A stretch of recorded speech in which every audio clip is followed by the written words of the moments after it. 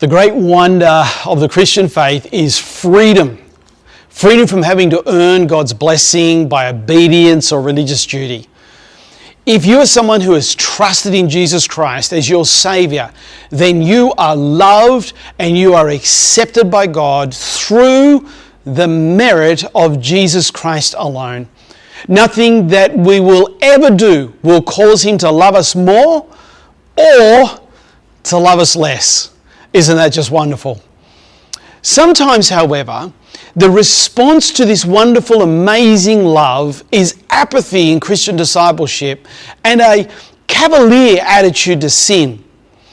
The Apostle Paul knew the gospel of grace can lead to misunderstanding when he wrote in Romans chapter 6 verse 1, "Shall we go on sinning so that grace may increase?" The German pastor Dietrich Bonhoeffer called this response cheap grace. The assumption behind cheap grace is that you have Jesus as your Saviour, but He doesn't have to be your Lord of your life day by day. The solution to the misunderstanding and abuse of grace is not to add a list of rules and do's and don'ts and good works to God's grace, to balance it out. The solution is to be more gripped by the magnificence of God's generosity, that we respond out of gratitude rather than a sense of duty to God.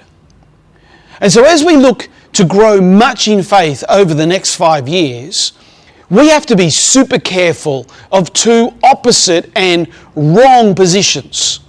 We have to be careful of the view that growth in faith does not matter, that we can be cavalier about our sin. We must also be careful of loading down the gospel of grace with heaps of oughts and rules and good works to make sure that we're focused. As we begin to work out Follow 25 amongst us, we should seek to practice commitment, discipline, and obedience.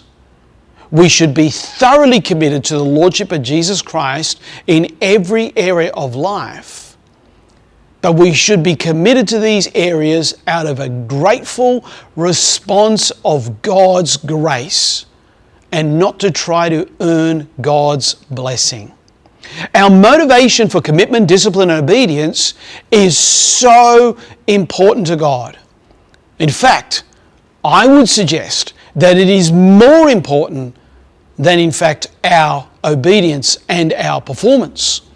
As David says to his son Solomon in 1 Chronicles 28 verse 9, "And you, my son Solomon, acknowledge the God of your father and serve Him with a wholehearted devotion and with a willing mind, for the Lord searches every heart and He understands every motive behind the thoughts."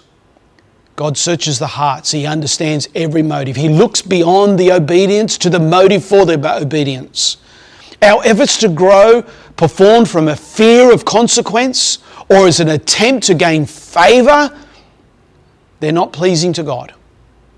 2 Corinthians 5 verses 14 and 15 has, I think, the last word on this issue.